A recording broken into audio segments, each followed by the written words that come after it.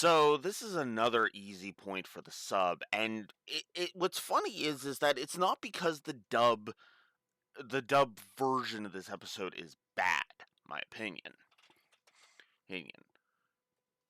It's actually got more to do with the fact that the sub is just better. like I, I don't know how else to describe that. You ever have one of those situations where it's like you don't know how to explain yourself, you know? There's something about the very nature of it that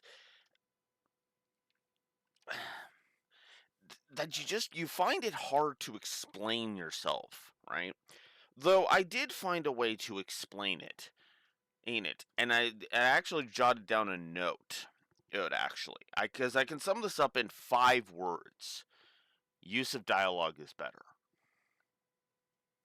Better. If well, actually, I should say I can sum it up in 7 words. The sub's use of dialogue is better. Now, what I mean by the use of the dialogue is the dialogue in the sub is efficient, right? It still has a lot of Yami Bakura overplaying his hand and explaining to the audience what he's after, but he's a lot more subtle about it in the dub. Or sorry, not in the dub. In the sub, he's a lot more subtle about it.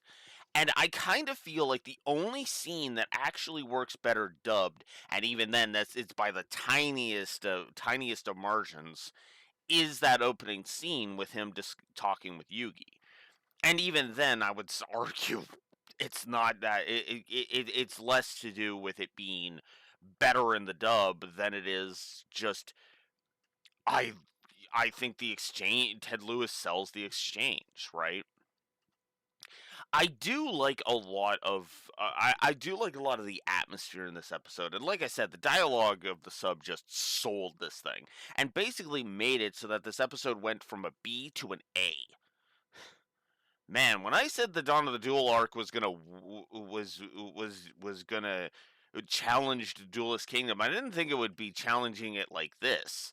2 episodes in, and the only way it's comparable to and it's already defeating Duelist Kingdom because of the very fact that both of the first 2 episodes are A rank episodes, my opinion.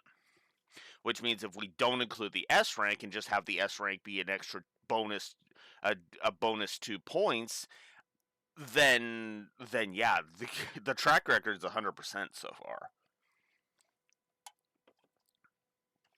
And I agree with that because again, all score like I'm like SF Debris in that sense. All scores are relative to the series they're in, as opposed to trying to craft some arbitrary number. So, for example, all scores are going to be relative to the rest of GX, for example. Uh, uh, Ample, right, are going to be comparing the rest of GX, right? Do I think this stands, do I think an episode stands with the greats of GX? Do I think this goes above and beyond on, the good of GX, that kind of thing? And I'll be doing the same with 5Ds and the same with Zale and the same with Arc 5 and with and Vrains. I am not calling it Arc V because I know better than that. It's Arc 5. That is a Roman numeral. Don't get it twisted. Sorry. I've heard a bit of that before, but I suppose we should just jump right into the episode, shouldn't we? Because this is actually, believe it or not, probably one of the most important episodes to explain how things go in the actual when we actually get to the world of memories, which actually starts next episode. So, let's get into it. So, Yami Bakura starts off by saying in the dub that he sent Rex and Weevil to the Shadow Realm. I fucking wish he did. I'm sorry. I know that makes me sound evil. I don't care. Those two are assholes and need to just die. I'm sorry. Alright. But they have crossed the line. Like you think I'm too harsh on it, like I well, okay. This won't make any sense to YouTube because because the Horizon stuff hasn't gone live. Like, so when my Horizon VODs start going live, if you think I'm too harsh on the character of Fabio in Trails Beyond Horizon, oh sweet child, you have no idea how fucking harsh I am until you realize these two. Fuck. Now, granted, I would actually argue that these two are worse than Fabio because, Fabio didn't join a fucking death cult, he just got manipulated by one. But I digress. So then they start talking about the doorway to the afterlife, and and blah blah blah blah blah. We want the same thing, yada yada yada. And then Atem steps in and is just like, in the sub, it's what the hell are you planning, and in the dub, it's shut the fuck up. I'm not gonna let you poison Yugi's mind with your lies, which is kind of funny in its own way. Hey, I do like that in the dub, Bakura says that they're more alike than Atem wants to admit, because, again, remember Season 0? I know, I'm the one who says Season 0 shouldn't be in continuity, but what's funny is that Atem was, even in Season 1, Atem was a lot more aggressive. I mean, how many opponents did he mind crush in Season 1 alone? I mean, I know in episode 1 he only destroyed the evil in Kaiba's heart, but but there was Ghost Kaiba, the stupid clown that he literally said, "I'm destroying you," and he vanished. Hell, even makes it clear that he's killing him in the dub. Pegasus may have helped you escape the Shadow Realm once before, but it will never happen again. Never again. Right? And then with Panic, and even with Panic, he's like, my Millennium Puzzle shields me from your cowardly attacks, but nothing will shield you from oblivion. Kind of dark. Eric, he literally killed 2 people in Season 1 when you actually sit back and think about it. Damn! Ooh.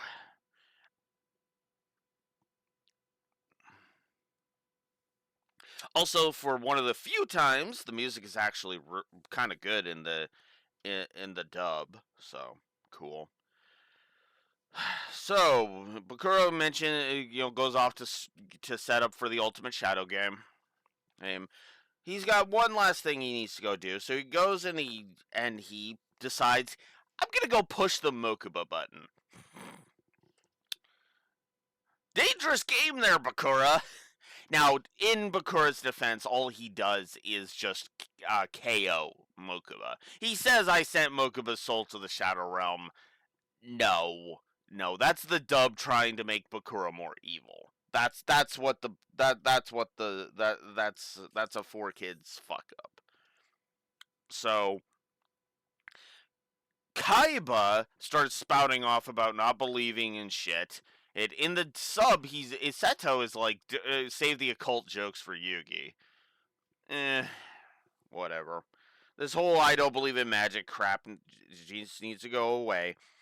And then in Bakura's signature monster of the entire arc shows up, Diabound, as they duel. Now, the vision, when Blue Eyes shows up, Kaiba has a vision, and the dub implies that Bakura triggered that vision. I think it's just the presence of the Millennium items and Blue Eyes showing up that triggered that, in my opinion.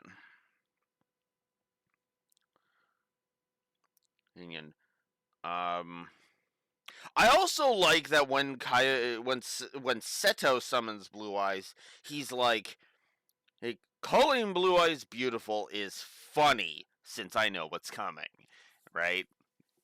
Considering whose spirit Blue Eyes is. Food for thought. I mean, I suppose I shouldn't be coy about it. The opening has literally spoiled that already. Eddie, that girl with the silver hair in the opening, her name's Kisara, and yes, she is the spirit of the Blue Eyes White Dragon. which is kind of funny. There's a reason why if you go to the official Yu-Gi-Oh YouTube and you check the comment section under the overlap video, one of them is literally Blue Eyes Waifu Dragon. Also, I kind of like the Spirit Shield is more specific in the sub, because it's implied in the dub that it's just any monster can be banished, but it is specifically a fiend or a zombie monster that has to be banished for Spirit Shield in the Japanese version. It's a small detail, but it's one that I kind of like. I kind of like. So then, after some shenanigans, Diabound absorbs the power of Blue Eyes, which is very important and will come into play later. I also like that Seto's like the true king will win. I I kind of like that for something we'll get to way later, like at the end of the arc. Eric, just let's let it simmer in the back of your mind. Right. So then Bakura leaves when the sun comes up because apparently he's got a plane to catch. I guess timing is very important with this, so shrug, I guess. And then we cut over to Yugi about to hop on a flight, right? And then we get the gag of Taya lending Joey money, to get them on the plane. I actually kind of like that. She makes it clear in both versions, you're paying me back. Heck, in the dub, both Joey and Joey and Tristan both got money from Taya, and in the sub, apparently Tristan asked his sister for money. What? I didn't even know you had a sister, Honda. What? But it's a good gag in both versions, as Janochi literally says he's gonna get a part-time job and pay her back. I kind of like that. I wonder if in the 6 months between here and D-Sod he managed that. Huh.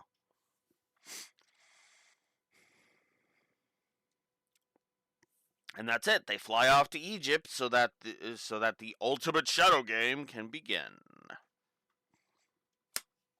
Another short one this week, but again, there's not much for me to say. Hey, this is a damn important episode and a damn good episode, but there's not much for me to say, right? I could easily get into all of the ins and outs of the importance of Diabound absorbing Blue Eyes' power, but that's not going to come in until The Intruder, which isn't for a couple of episodes. It isn't for a couple of episodes yet.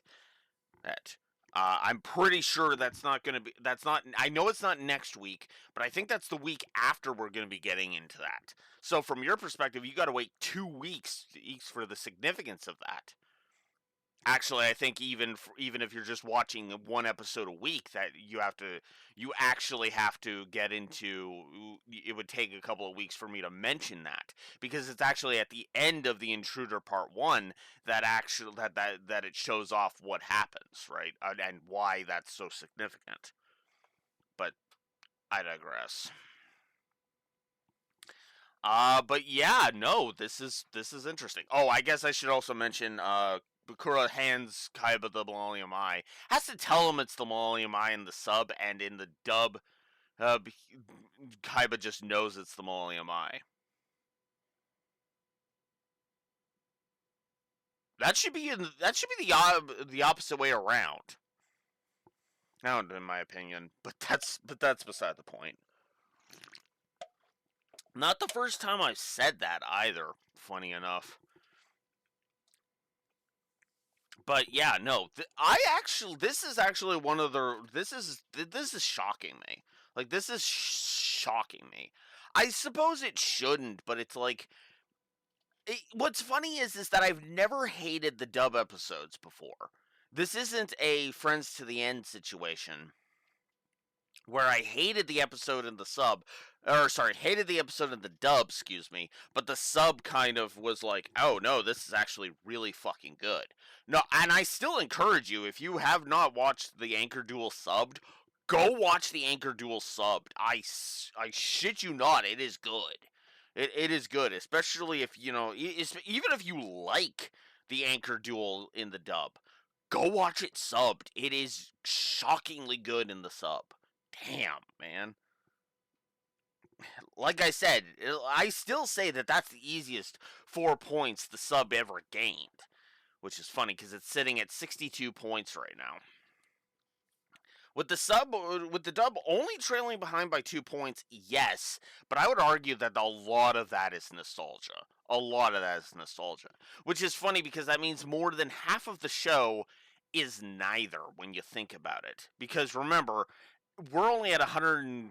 That's only 122 episodes that have a preference point, which means of the 200 episodes that we have covered so far, that means 78 are all neithers, which I suppose isn't half, but like a good chunk of the show, like a third of the show, has been either, which is interesting. And again, that was the whole point of the preference point thing. That was why I wanted to come up with do that preference point thing. Because the preference point thing was always meant to be, was always meant to have this. It was always meant to be a thing, is what it was. It was always meant to be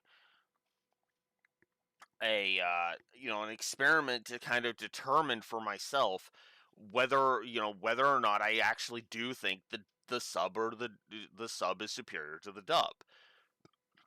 And I think this arc is definitely going to cement that. I think there's enough good stuff in the sub that if it's going to keep going. I've never hated this arc in the dub, as I've made crystal clear. But I have a funny feeling that the sub is just going to keep winning.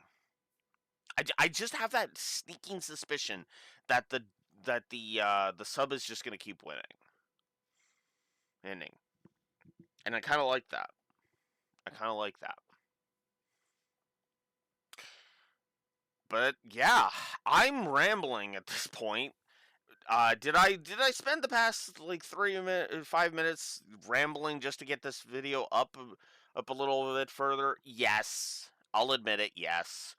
Um, I guess I could talk about the duel, but there's not much to really say about it. We don't even get it fully complete. Hey. Would be interesting if Bakura won, but he doesn't like Kaiba die because he needs them, kind of thing.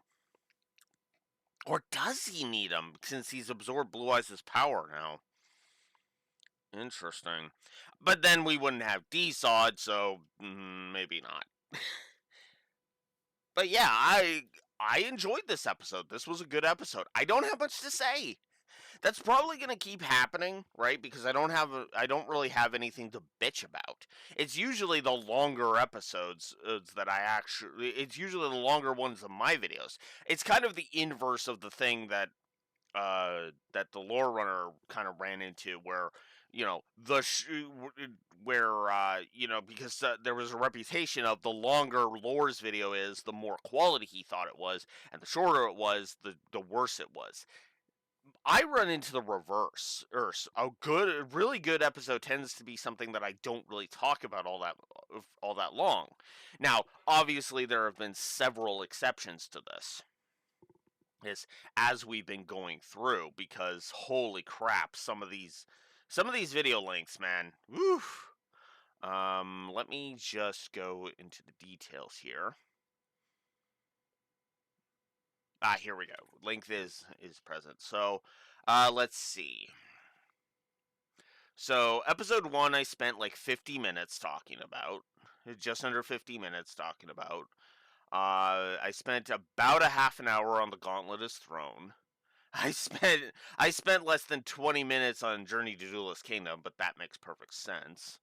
I spent about 20 minutes talking about the Weevil duel. I spent just under a half an hour bitching about Joey's first duel. I had less than 15 minutes worth of content to talk about when it came to the Mako duel from season 1. I spent a half an hour complaining about everything's relative. I spent about a half an hour gushing about Ghost Kaiba. I spent about 40 minutes talking about Red Eyes' first appearance. I spent about 40 minutes talking about the Evil Spirit of the Ring, which was the cosplay duel. Uh, was about 20 minutes. Yeah, the average seems to be about 20 minutes. Let's see. What's my longest? When did I actually get one that was over an hour? When was the first time that happened? Looks like it was Dark Spirit Revealed. Was the first time I spent more than an hour talking about an episode. Wow. That's impressive. As if that it took until that episode. How ironic considering we're talking about Yami Bakura here as I pad out my video even more. I'm sorry, guys. Then the next time I spent over an hour on an episode.